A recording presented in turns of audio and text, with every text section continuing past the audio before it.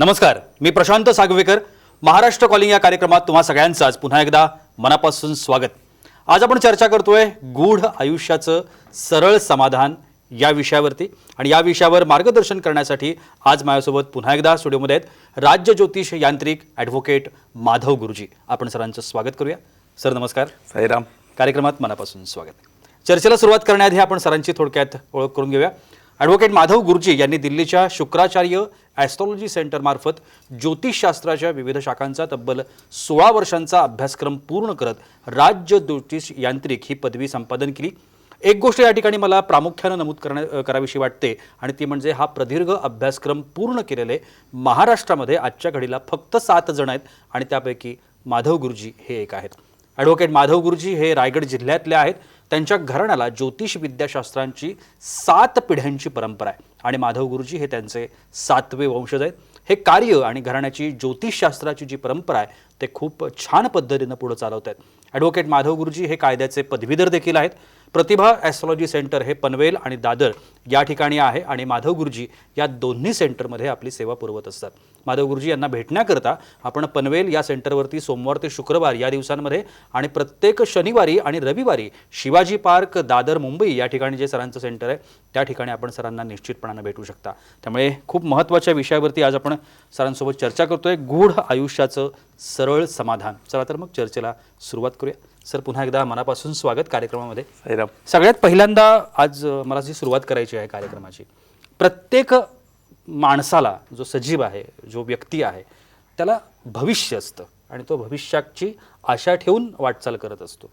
ते भविष्य त्याने बघावं का? खरंच बघितलं पाहिजे का? प्रत्येक व्यक्तीनं बघितलं पाहिजे का? आणि जर ते बघायचं असेल तर ते कशा प्रकारे बघितलं गेलं पाहिजे? निश्चितप्रमाणे जसं प्रत्येक माणसाचा भूतकाळ आहे आणि वर्तमान प्रत्येक माणसाचं चालू असतो, तसं प्रत्येक माणसाचा भविष्यकाळ आहे आणि प्रत्येकाने आपलं भविष्य बघितलंच पाहिजे एवढं मी निक्षून सांगेन. कारण मानवी जीवनाचं ज्यावेळेला तुम्ही आयुष्य जगत असताना तुमच्या लक्षात येतं की एक खूप मोठं गूढ आहे. आपल्या कार्यक्रमाचं याचं टायटल तेच आहे की गूढ आयुष्याचं आहे. ते आयुष्य इतकं गूढ आहे आणि याचे इतके कंकोरे आहेत की त्याचा विचार करायला गेलं तर त्या बाबतीतलं जाणून घ्यायचं किंवा समजून घ्यायचं आलं तर भविष्यशास्त्र हे सर्वात सोपा त्याच्यामधला मार्ग म्हणला जाईल.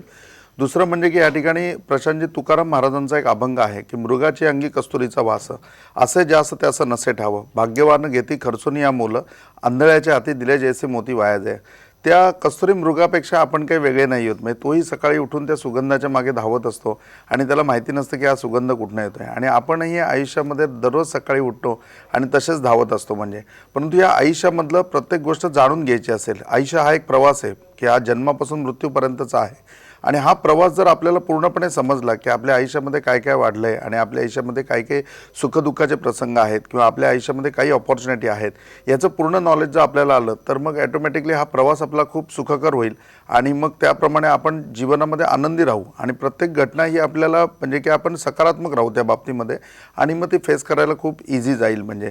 तर या सगळ्या गोष्टीचं उत्तर हेच आहे की ॲस्ट्रॉलॉजी म्हणजे की भविष्यशास्त्र किंवा आपलं स्वतःचं भविष्य हे प्रत्येक माणसाने जाणून घ्यायला पाहिजे, प्रत्येक माणसाने ते बघितलं पाहिजे. आता आपण कशा पद्धतीने भविष्य बघतो तर भविष्य बघण्याच्या निरनिराळ्या पद्धती आहेत. कोणी हस्तरेषांवरून बघतं, जन्मपत्रिकेवरून बघतं. परंतु आपलं जसं की माझ्या याच्यामध्ये परिचयामध्ये पण सांगता की 16 वर्ष माझं एज्युकेशन झालेलं आहे.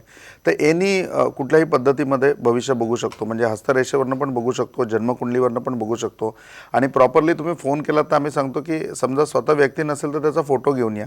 त्याचं महत्त्वाचं कारण असं असतं की पत्रिका बघताना जन्मकुंडली कोणी आणली असेल तर आम्ही जन्मकुंडली बघतो किंवा हस्तरेषा बघतो.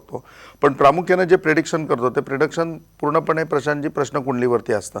म्हणजे की ज्या वेळेला तुम्ही भविष्य बघायला बसले तर आत्ताचा जो टाईम आहे किंवा तिथली जी स्थानिक वेळ आहे त्या स्थानिक वेळेनुसार जी प्रश्नकुंडली असते ती मांडली जाते आणि त्या प्रश्नकुंडलीमध्ये जे पूर्णपणे गायडन्स असतो तो गायडन्स तुम्हाला वाचून दाखवला जातो. तर ती सर्वात सोपी पद्धत राहते. आणि दुसरं म्हणजे मस्तक रेषा, म्हणजे की हातावरच्या रेषा या तुमच्या बदलू शकतात. एखादी नवीन रेषा तुमच्या हातावर येऊ शकते, परंतु मस्तकावरती तुमच्या ज्या रेषा आहेत ही मस्तक रेषा बदलली जात नाही. याच्यामध्ये 16 प्रकारच्या मस्तक मस्तक रेषा आहेत ह्याच्यामध्ये प्रामुख्याने धृती असेल किंवा कुमारी असेल किंवा याच्यामध्ये वासुकी नावाची रेषा येते, जगती नावाची रेषा येते, कुमारी नावाची रेषा येते. तर अशा वेगवेगळ्या प्रकारच्या 16 रेषा तुमच्या ह्याच्यावरती असतात, म्हणजे की ज्या रेषांवरनं इमिजिएट सांगितलं जातं की प्रिडिक्शन केलं जातं, म्हणजे की ह्याच्यावरनं तुम्ही वयाच्या कुठल्या वर्षी भविष्याचा लाभ घ्यायला आला असेल आणि आत्ता तुमच्या आयुष्यामध्ये काय विवंचना असेल याचं मार्गदर्शन केलं जातं.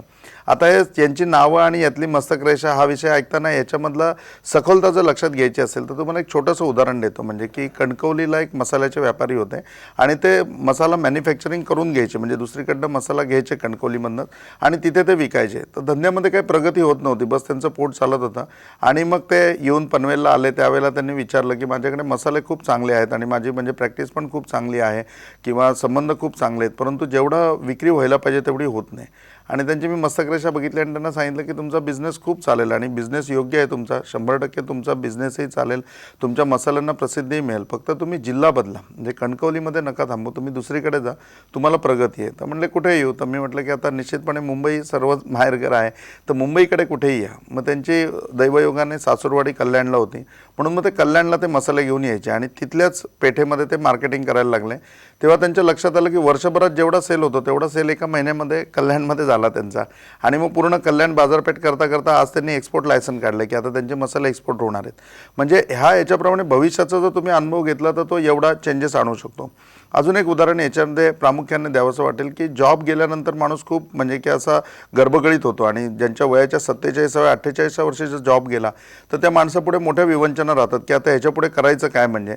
आणि अशा विवंचनेमध्ये काका आमच्याकडे आले आणि त्यांनी पत्रिका दाखवली, ते एवढे गर्भगळीत झालेले, ते म्हणजे मला बाकी काहीच सांगू नका, मला जॉब कसा मिळेल ते सांगा, अहो माझ्या पाठीमागे हे आहे ते आहे, घराचा हप्ता आहे, मुलांची जबाबदारी आहे, मी अशा परिस्थितीत काय करायचं. मी त्यांना सांगितलं तुम्ही नोकरी नका करू, कारण तुमच्या नोकरीचा अजून एकच महिना बाकी होता, म्हणजे ही घटना घडली नसती आणि पोस्टपोन झाली असती तर अजून एकच महिना होता. तर तुम्ही आता याच्यापुढे मार्केटिंग करा, मार्केटिंगमध्ये यश आहे तुम्हाला. आणि मग त्यांना पूर्णपणे मी त्याच्यामध्ये जे आहे ते सांगितलं. त्यांना रेग्युलर एक उपासना पण करायला सांगितली की उपासना तुम्ही करा, याच्याने तुम्हाला फायदा होईल म्हणून. आणि मग ती उपासना करत असताना नेक्स्ट वीकमध्येच त्यांच्या एका मित्राचं हार्डवेअरचं मॅन्युफॅक्चरिंग होतं की ते पाईप बनवायचे. तर त्यांनी सांगितलं तू एक काम कर, मी तुला बाकी तर काय देऊ शकत नाही, पण याचं मार्केटिंग कर, जे होईल त्याच्यामध्ये मी तुला इतकं कमिशन देईन जो तू व्यवसाय करशील त्याच्यामध्ये. आता तो मित्र होता त्यामुळे स्वाभाविक आहे त्यांनी त्यांना 5-10% जास्त ऑफर केले आणि त्यांनी त्याच्यामध्ये इतकी प्रगती केली की पहिल्या महिन्यामध्ये त्यांना 32,000 कमिशन मिळालं. आणि 32,000 कमिशन हातात आल्यानंतर ते पगाराच्या इक्वल होतं, म्हणजे तेवढाच त्यांना पगार येत होता. आणि मग त्याच्यामध्ये मेहनत घेऊन आज बघितलं तर त्यांची कमिशनचे फिगर लाखाच्या घरामध्ये असते. ते लक्षाधीश झाले, म्हणजे की भविष्याचा लाभ घेतला तर एवढा फायदा त्याच्यामध्ये पूर्णपणे माणसाच्या आयुष्यामध्ये येतो. फक्त जसं जर तुम्ही भविष्याचा वेळोवेळी लाभ घेतला, म्हणजे की आज हे लोक ज्यावेळेला त्यांच्या आयुष्यामध्ये समस्या आली त्यावेळेला ॲस्ट्रॉलॉजीमध्ये आले. तुमच्या आयुष्यामध्ये समस्या नसताना तुम्ही भविष्याचा लाभ घ्या तर कदाचित तुमच्या आयुष्यात समस्याच येणार नाही. तुम्हाला अगोदरच सांगितलं जाईल की आता तुमचा जॉब जाणार आहे आणि तुम्ही मार्केटिंगकडे वळा, तर जॉबवरनं जाण्याच्या ऐवजी तुम्हीच 1 महिना अगोदर राजीनामा द्याल आणि मार्केटिंगला लागाल तर तुमचा फायदा होईल. तर निश्चितपणे प्रत्येकाने आपलं भविष्य जाणून घ्यायला पाहिजे, याच्याकरता जाणून घ्यायला पाहिजे की जेणेकरून पुढचा प्रवास पूर्णपणे सुखकर होईल. आयुष्यामध्ये जी अचिव्हमेंट करायची आहे ती अचिव्हमेंट आपल्याला पूर्णपणे समजेल आणि आपल्याला काय फेवरेबल आहे किंवा कुठल्या ठिकाणी आपला लॉस आहे याचं निश्चितपणे आपल्याला मार्गक्रमण करता येईल. नक्की. इतर समस्यांबद्दल जसं आपण बोलतोय तशी आत्ता सगळ्यांच्या आयुष्यामध्ये येणारी आणखीन एक समस्या म्हणजे प्रेमातली असफलता. तुम्हाला फॉलो करणारी तरुणांची संख्या खूप मोठी आहे. आम्ही ज्या वेळेला बघत असतो तरुण खूप विश्वासानं तुमच्याकडे येतात, काही काही प्रश्न विचारतात, पण त्यांच्यामधला हा एक कॉमन पार्ट आहे प्रेम. आणि आज जर आपण बघितलं तर लग्न अयशस्वी होण्याचं प्रमाणसुद्धा खूप वाढलं आहे, समाजातलं घटस्फोटांचं प्रमाण वाढलं आहे. तर या गोष्टीवरती आपल्याला ॲस्ट्रॉलॉजी काही मदत करू शकतं का?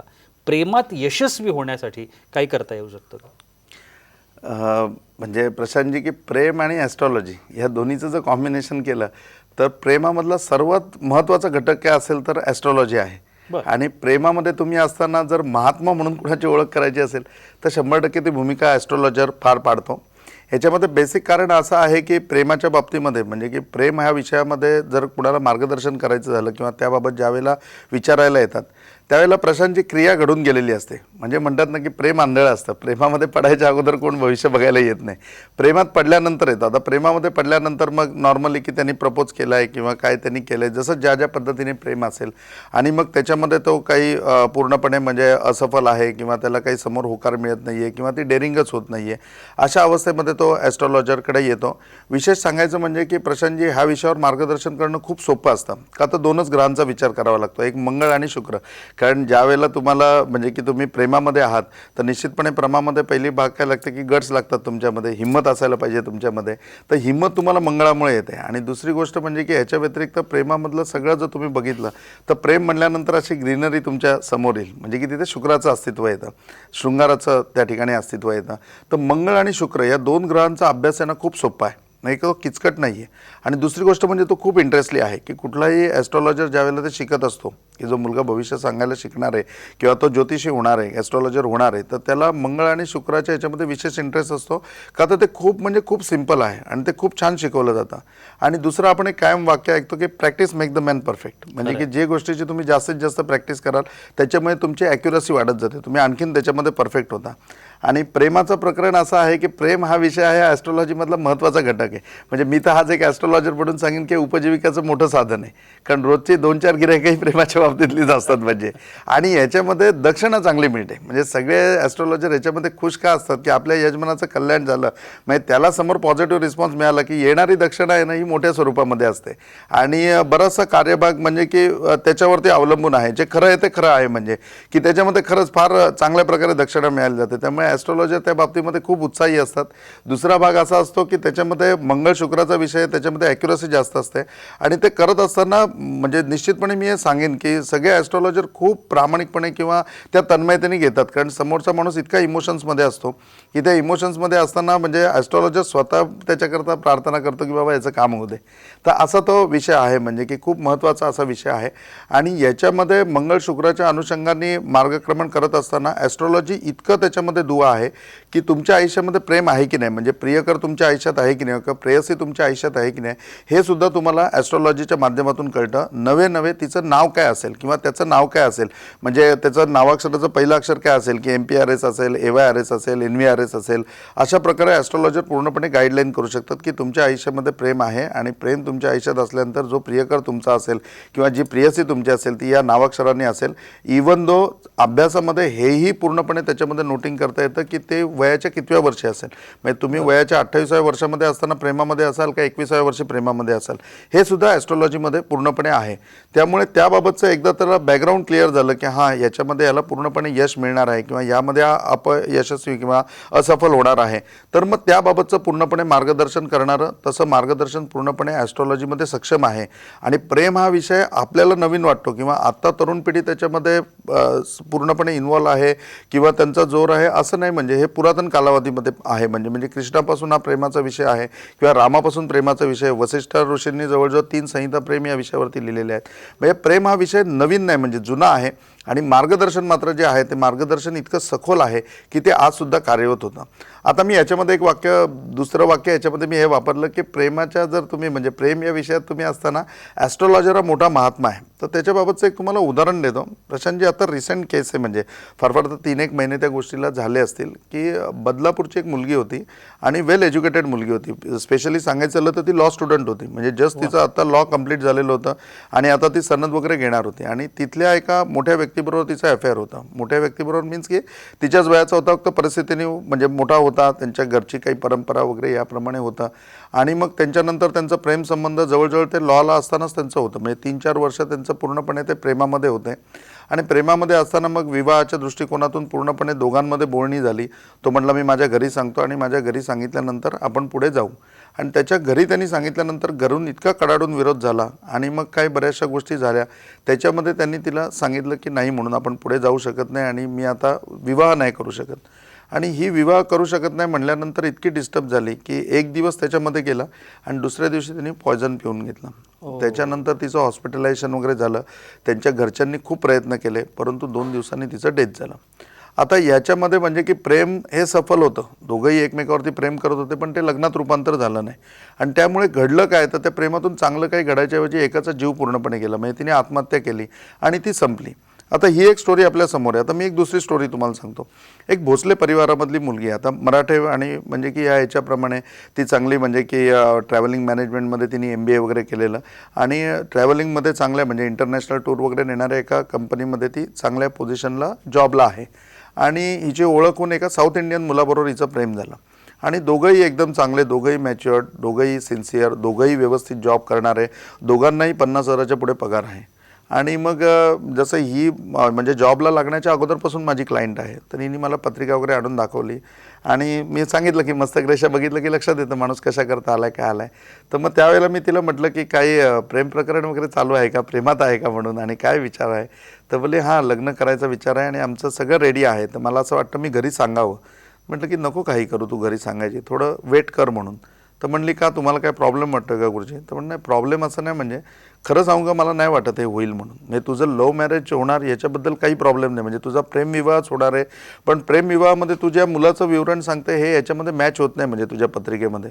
हे माझ्या पत्रिकेमध्ये काय म्हणून, तुझ्या पत्रिकेमध्ये असं आहे की AYRSवरनं नाव असेल आणि ज्याच्याबरोबर तुझा विवाह होईल म्हणजे हा प्रेमविवाहच असेल तुझा, तुम्ही एकमेकाला अगोदरपासून ओळखत असाल, पण तुझ्यापेक्षा 1 महिन्यांतरी हा लहान असेल, म्हणजे तुझ्यापेक्षा लहान असेल वयाने, त्याच्याबरोबर तुझं मॅरेज होईल.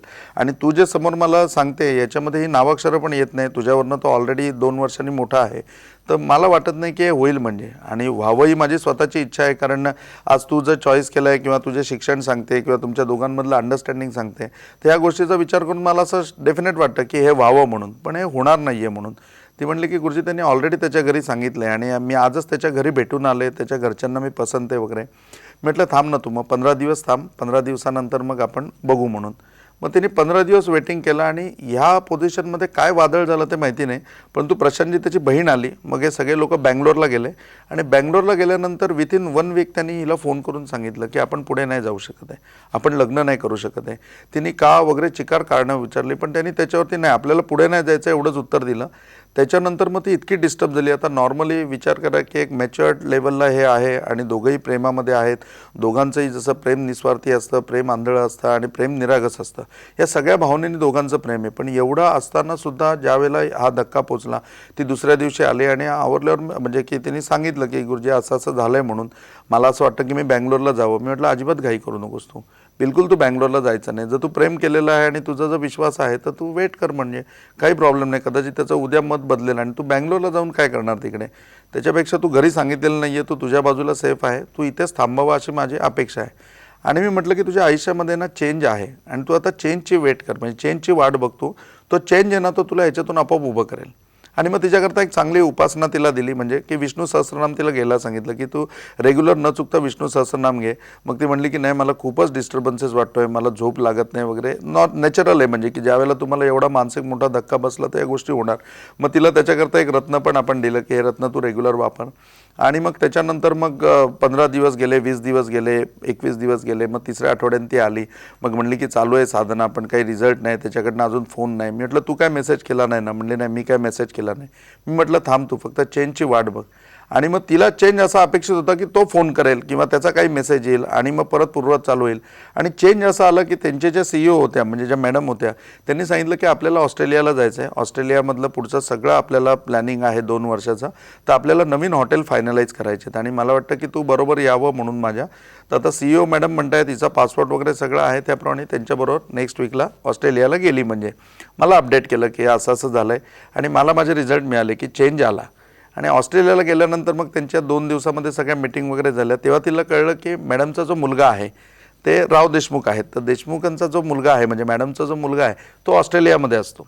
आणि ऑस्ट्रेलियामध्ये मग घेतल्यानंतर त्याला भेटले वगैरे, तो तिकडे जॉब करणार होता. मग त्यांनी 2 दिवस त्यांना फिरवलं वगैरे आणि दोघांची खूप चांगली मैत्री झाली. हे ज्यावेळेला इकडे परत आले त्यावेळेला त्यांनी देशमुख मॅडमना फोन केला की आई ही मुलगी बघ ना, ही लग्नाला हो म्हणत असेल ना, तर मी ह्या आठवड्यात इंडियामध्ये येऊन हिच्याबरोबर लग्न करायला तयार आहे. त्या म्हणल्या की ही माझी एम्प्लॉई आहे आणि मी तिच्यावर प्रेशर टाकणार नाही, तू तुझं विचार. ती हो म्हणली किंवा नाही म्हणली, हो म्हणली तर मला चालणार आहे, तुला चालणार आहे, नाही म्हणली तर मला सांगू नकोस तू काय, कारण ती माझा स्टाफ आहे, मला कुठलंही तिच्यावर इन्फोर्स करता येणार नाही, म्हणून मला याच्यात मध्ये घेऊ नको. मग त्यांचं जसजसं दोघांचं कम्युनिकेशन झालं, त्यांनी तिला प्रपोज केलं, मग तिने डिटेल्स मागून घेतले. आता ती ॲस्ट्रॉलॉजर ज्या वेळेला बरोबर आहे त्यावेळेला ती पहिली ॲस्ट्रॉलॉजीमध्ये आली आणि मग तिने सांगितलं की गुरुजी तुम्ही म्हणता त्याप्रमाणे याचं राज नाव आहे AY वर्णचा आहे आणि हा माझ्यापेक्षा वयाने 1 महिन्यांनी लहान आहे. मी म्हटलं ही परफेक्ट ऑपॉर्च्युनिटी आहे आणि हीच तुझ्या लाईफमध्ये आहे, ही 100% कन्फर्म आहे, तू अगदी घरी सांगितलंस तरी काही हरकत नाही. आणि ती इतकी हॅपी झाली आणि नेक्स्ट वीकमध्ये खरोखरी तो इंडियामध्ये आला. त्याने आल्यानंतर त्यांच्या घरी रितसर मागणी घातली आणि प्रेम यशस्वी झालं. म्हणजे ह्या ज्या गोष्टी आहेत की प्रेमामध्ये तुम्ही असताना 100% की जर तुमच्याबरोबर ॲस्ट्रॉलॉजी असेल, आता दोन्ही घटनांमध्ये जर तुम्ही बघितलं की पहिल्या घटनेमध्ये ॲस्ट्रॉलॉजर बरोबर नाही किंवा ॲस्ट्रॉलॉजीचं कुठलंही मार्गदर्शन बरोबर नाही, तर ज्या वेळेला त्यांचं म्हणजे की प्रेम थांबतं किंवा त्या प्रेमामध्ये ब्रेकअप येतो त्याच्या वेळेला त्यांची अवस्था काय होते की ते एकदम माइंडली डिस्टर्ब होतात, डिप्रेशनमध्ये जातात. याच्या व्यतिरिक्त ते आत्महत्या करण्याचा प्रयत्न करतात किंवा आत्महत्या करतात आणि जीवाला मुकतात. पण त्याच वेळेला एक ॲस्ट्रॉलॉजी बॅकग्राऊंड जर बरोबर असेल तर ॲस्ट्रॉलॉजी बॅकग्राऊंड हे इतकं सखोल आहे किंवा त्याच्यामधलं इतकं चांगलं मार्गदर्शन आहे की ते 100% तुम्हाला त्या सगळ्या भावनांमधनं 100% त्या मनाच्या दुरावस्थेपासून तुम्हाला दूर नेऊ शकतं आणि तुमचं जीवन तर सुरक्षित करू शकतं, पण निश्चितपणे तुम्हाला प्रेमाची प्राप्तीही करून देऊ शकतं. तुम्ही अशा अडचणीमध्ये असाल तर निश्चितपणे ॲस्ट्रॉलॉजीचा सहारा घ्या, नक्की तुमचं प्रेम यशस्वी होईल. नक्कीच खूप छान असं मार्गदर्शन. आणि मला असं वाटतं की आत्ताचं जो काही सगळा आपल्याला भाग किंवा गोष्ट आत्ता सरांनी सांगितली ही मला असं वाटतं की आपल्या सगळ्यांच्या कुठं ना कुठेतरी जवळकीची असणार आहे. त्यामुळे या सगळ्या संदर्भात जर कोणतीही शंका मनामध्ये असतील, समस्या असतील, तुम्ही थेट सरांना कधीही संपर्क करू शकता. सरांचे नंबर्स आत्ता TV स्क्रीनवरती आहेत. वेळ होते का छोट्याशा विश्रांतीची, कुठेही जाऊ नका, पाहत राहा महाराष्ट्र कॉलिंग.